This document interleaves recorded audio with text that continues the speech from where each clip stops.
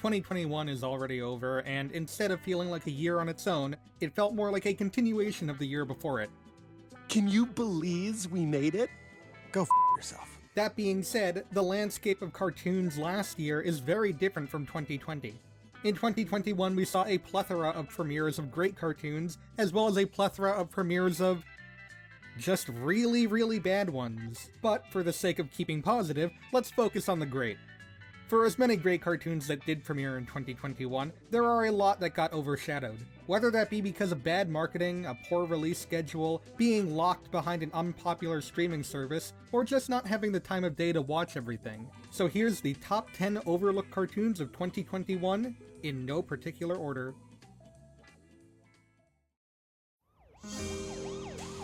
No one's dreams come true in Ultra City. Chances are that you've heard at least of most, if not all of these cartoons at some point this year. However, I'd be shocked if many of you have heard of this one. As you can probably already see, the show is stop-motion animated, and it's done so by the current moguls of TV stop-motion animation, Stupid Buddy. Instead of using action figures or Playmobil toys, this time they utilized baby dolls for each character. Going into this, I wasn't really too keen on how the baby dolls looked and if it was going to be distracting the whole time, but by episode 2, I gotta say, they were really starting to work for me. Despite the dolls having the same facial structure, they're able to make all the characters feel unique and interesting. I can understand if it's too distracting for some people, but for me, it works surprisingly well in contrast to the dark and dreary setting. Speaking of, this show looks and sounds absolutely phenomenal. This might just be Stupid Buddy's best looking show to date. The cinematography of the entire show is fantastic. You can see all the dirty little details that went into making this city as nasty as it's supposed to be, and there's always some unique work and angles from the camera so that no shot feels too dull, a lot of which involve mirrors and reflections. You might have noticed that I haven't even talked about the story of the show yet, and well, this is where things kind of get messy. At the core, the story follows a detective, new to town, trying to solve the case of the murder of the most famous and beloved man in Ultra City. That plot quickly devolves, however, and turns into a whole smorgasbord of smaller plots. This show, man, it just has way too many characters. There's like 20 actors mentioned in the opening credits alone, and 6 episodes at 18 minutes each to tell all of their stories. It just doesn't work. Despite the show being mostly eye candy, there's another bigger reason as to why this show went overlooked this past year. What the fuck is that? Marvel had a pretty interesting year in regards to their animation output. They actually made a deal with Hulu to produce some adult animated programs for them. A few were canned, including a Howard the Duck animated series that sounded very promising, but 2 were able to make it to the service in 2021. One of which was Hitmonkey, a show that I didn't have time to watch, but the other one is yet another Stupid Buddy production, MODOK. And do you know what MODOK stands for? Mental organism designed For killing. For killing. The story may seem a bit cliche when looking over it. It follows MODOK trying to run his evil-doing corporation AIM after being bought out by a millennial hipster with an ulterior motive. Austin, I should vaporize you for your— Oh, you vape? Dope! At the same time, he has to support his wife and children when his family life hits some rough patches. Cliche as it may be, MODOK is able to pull it off in a relatively entertaining way, partially thanks to the casting choice of Patton Oswalt as the titular character. I'm actually kind of shocked with how much liberty this show was given with the Marvel brand. At first, I thought they'd be restricted to only using characters that hadn't made an appearance in the MCU, and for the most part that is true. They utilize characters like Super Adaptoid and Arcade of all villains. Wow, that's a D-lister right there. But to my surprise, Iron Man plays a pretty major role in the series, and they do not portray him in the best light. Also, someone told me you called me a wet bitch? What does that even mean? That's what it means, you wet bitch. Oh my god, you're an actual clown. The show also has 2 storylines going on at once, and I'm gonna spoil something for you right now. One of them just kind of ends with no payoff or conclusion, so don't get attached to it. The other one, however, actually managed to surprise me in the turn that it took in the final episode. I can honestly say that I didn't see it coming. I definitely recommend checking this one out if you're a Marvel fan. It's only 10 episodes, so it won't consume your whole day. Just pay him. I can't. I donated it to PBS. You're an illiterate who loves PBS? I'm Tenpin. Oh, Jesus. On the topic of superhero-related content, DC graced us this year with only one new animated TV show. And I wouldn't even call it a TV show at that. This 3-part animated miniseries debuted on HBO Max, with each episode releasing 1 week after the other. If the style looks familiar to you, then you have a keen eye, because it's from the same people behind Thundercats' Roar, and nobody has ever said anything negative about that show, no siree. Jokes aside, I think this show is actually pretty well suited for its style. The character designs for the fish look intentionally ugly, and while this might be a bit of a hot take, I actually like Aquaman's design in the show. Each episode being 44 minutes makes some of the segments in each episode feel dragged out, but luckily the fight scenes make up for it. Thundercats' Roar got a lot of flack, but if there's one thing that a lot of people did like, it's how well animated the fight scenes were, and in Aquaman, they're made even better. The characterizations here are pretty good too. Having the main character be an overwhelmed straight man instead of a child trapped in an adult's body already is a good start, and having Mira as an action-first, talk-later character is a good foil. Also, Ocean Master is voiced by Dana Snyder. I don't think I need to say anything else, just watch it. Oh, hail me! Oh, hail! Aquaman has defeated King Ocean Master! All hail King Aquaman! Disney Plus has had quite a year in regards to releasing series that coincided with Pixar movies. One such series, Monsters at Work, sees what happens to Mike and Sully, as well as the entire Monsters, Inc. company, right after the first movie. I actually really liked what I saw. And then I watched it again and I liked it a little less. But another one of those series that just kinda came and went was Doug Days, which took place shortly after the ending of Up. The series follows, as you can probably guess from the title of the show, Doug as he explores his new suburban life. It seems like a risky move to focus a series entirely on a character as divisive as Doug, but I think it works here thanks to the down-to-earth and grounded stories. It also helps that the show looks surprisingly really good for a Disney Plus cartoon. You can actually make out the detailed liver spots on Carl's face now. The show is 5 episodes, and although it starts out just fine, it actually gets pretty dang good by the last 2 episodes. We see returning characters and plot points from the Up movie, and we get a lot more of Carl. The series unfortunately had the timing of being released right after Ed Asner had passed away, so seeing him interact with Doug in a kind, caring, and patient manner is nice to see. And that ending monologue in the last episode. I'd be lying if I said that I didn't tear up a little bit. You are my pet, but you are also my best friend. You're a good boy, Doug.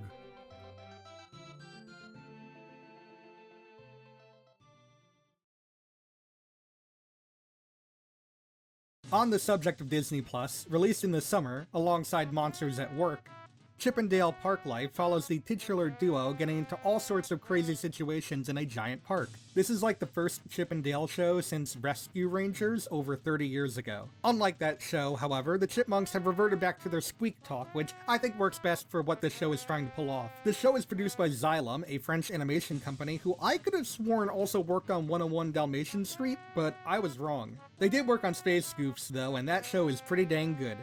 The company does an amazing job with facial expressions, and this show is no excuse. It's probably the most expressive show on the list so far. While it does suffer from being mundane sometimes, the show surprised me with just how dark some of the segments can get. It's when the show gets absurd and creepy that it shines, since apparently they were allowed to get away with a lot on this show.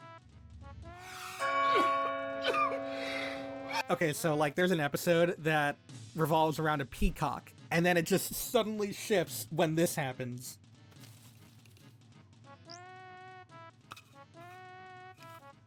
Yo, holy shit, he dead! Oh, he dead for sure! I seriously can't recommend this one enough. It's very, very funny, and I hope that a second season is in the works. Harriet the Spy is a show that is squandered by the fact that it's locked behind an Apple TV Plus subscription. Otherwise, it's a quaint little show that follows the book series with the same name. Admittedly, I know next to nothing about the franchise, so I don't know how faithful this cartoon is to its source material. But on its own, it's able to stand out thanks to a few key factors. For starters, I really enjoy the art style that this show is going for. It's going for a storybook aesthetic with its sketchy backgrounds and thick outline characters. It isn't trying to emulate the source material though, it's really going for its own thing. The other thing is Harriet herself. We spent a lot of time with her, seeing as she is the main character, but she's also the narrator. So I'm happy to report that Beanie Feldstein does a great job bringing the character to the small screen. At first, I was a bit put off by Harriet's selfish attitude towards her family and friends, but it's clear that she does care for them, but can't always see the best way to support them. And I think that that's a good trait for a child character to have. Also, this girl here is voiced by Lacey Chabert. I don't know why I mentioned that, I found it interesting. Who said you could look at me? She's a whiny little runt, isn't she? I said runt. You probably noticed a trend by now that all the shows that I've talked about so far on this list are streaming exclusives. Well, I'm about to break that streak by talking about Adult Swim's animated outputs for the past year. Not including anime, because who does, am I right? 2 cartoons were released by the adult-oriented network last year. Bird Girl acts as a spin-off spiritual successor to the classic Harvey Birdman series, and it's okay. I watched it 3 times now, and my views on it are constantly fluctuating. Upon the 3rd rewatch, I think it's not as great as the first time I watched it, but who knows what I'll think by the time I rewatch it the 4th time. The other show is called Teenage Euthanasia, and let me tell you, I was not expecting this one to be as good as it was. Hidden behind an admittedly generic-looking style is an enticing narrative about a deadbeat mother brought back to life by her daughter's tear, and them trying to reconnect. Of course, it's a comedy first, and it's definitely not going to be for everyone, but I found this show to be pretty funny, actually. Where the show really shines is the characters and how they grow and progress during the whole season. These characters play off each other very well, and while they don't always see eye to eye, they make a very unique family structure. One of my favorite episodes has a B-plot where Annie, the daughter, is unable to cry due to the fact that the last time she cried, she accidentally brought her mom back to life, and she's unable to produce a single tear without immense help from her Uncle Pete. And then when they do succeed, her torrential flow is so powerful that she's basically forced to never cry again. It was silly of me to take up space with my emotions. Yeah, and pretty messy, too. That's actually fucking heartbreaking, and I love it. I really do hope we get more of this show in the future.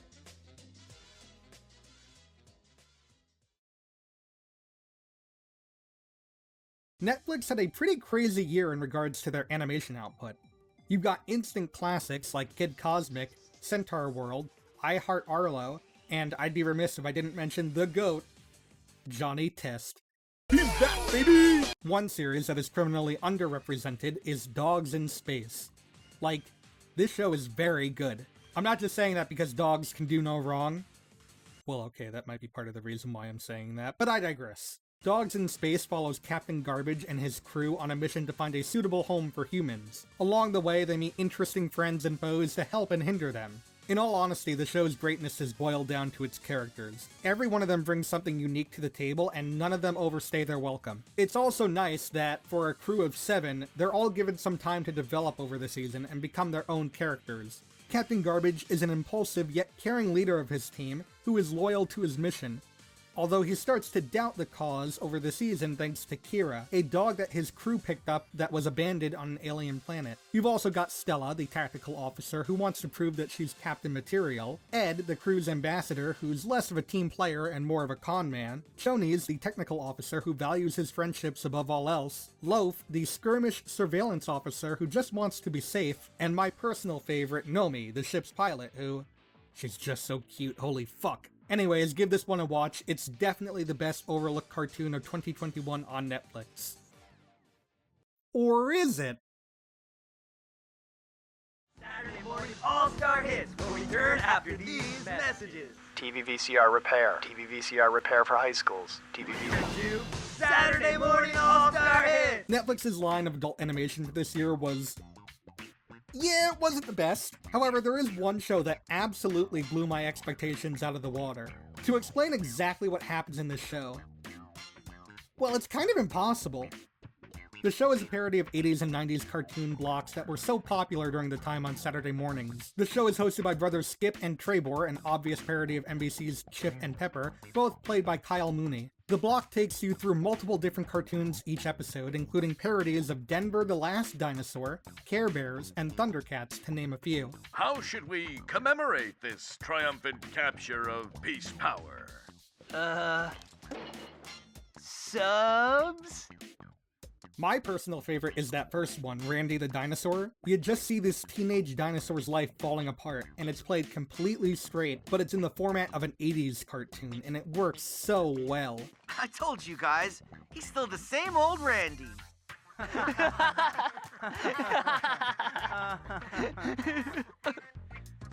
Oh. Oh, buddy. Each of these segments actually have an ongoing story, so it kind of hooks you into the world that each one is trying to build. There's even an episode that's a parody of the Cartoon All-Stars to the Rescue special, this time teaching kids about the danger of saying, "Shut up." The cartoons aren't the only ones with an ongoing story, as the brothers are faced with their own problem, which tears them apart as the episodes go on, as well as a shocking mystery that's built up very well through context clues throughout each of the episodes and is hinted to have a much larger meaning in the finale, hopefully prompting another season. Wrap it together with commercials and product placement, and you've got a perfect package for 80s, 90s nostalgia that this show manages to hit.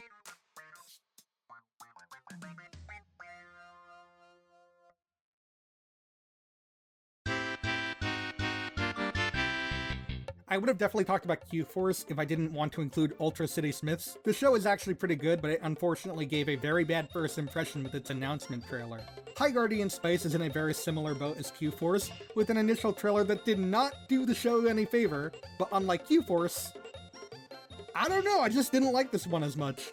I understand that the crew faced budgetary problems, but that doesn't make me like or hate the show any more or less. The Ghost and Molly McGee is an excellent show that has Dana Snyder voicing one of the main characters, so you can't go wrong with that. Felt like it was a little too popular to include on this list, but please check that one out. It's very good. The Snoopy Show is everything I could want from a Peanuts 30-minute show that is once again locked behind the paywall of an Apple TV Plus subscription. God damn it. The Harper House is the latest animated show from the mind of Brad Neely.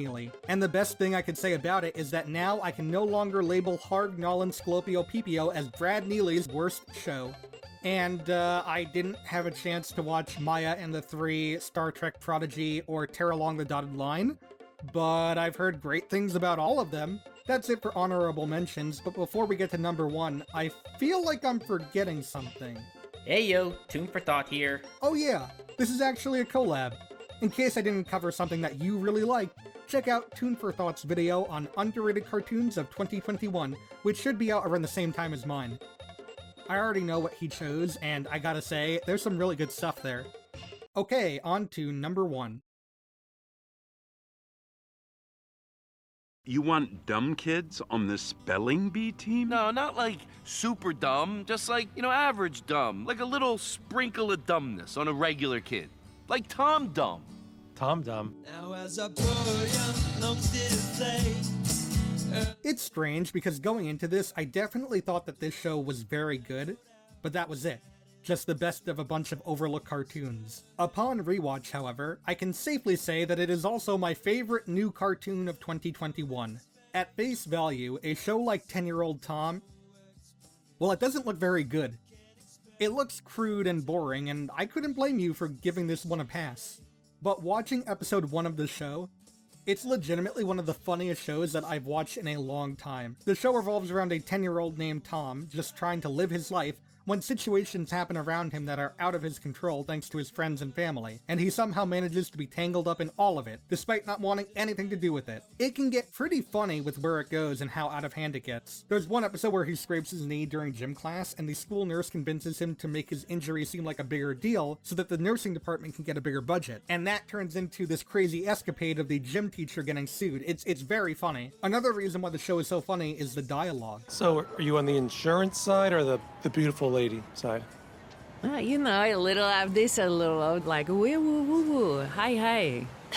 You know what? We don't have to make small talk. It gives off a very home movies-esque vibe, wherein every line of dialogue feels like it was improv, and that greatly improves the characters and their interactions. Looking at the creator, Steve Dildarian, he created a show just like this back in the early 2000s called Life and Times of Tim, with a very similar vibe. Based on the one episode I saw, however, I'm not the biggest fan. The biggest difference between Tim and Tom is that Tim does stupid, horrible things that get him into crazy situations, and then makes everyone else's lives miserable as a result. Whereas Tom is sort of dragged into these things by other people and is forced to help them, which, more often than not, actually makes the problem worse.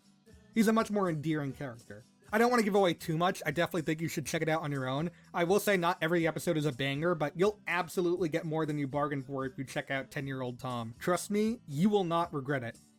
Now, if you'll excuse me, I need to cancel my AMC Plus subscription before it charges me again.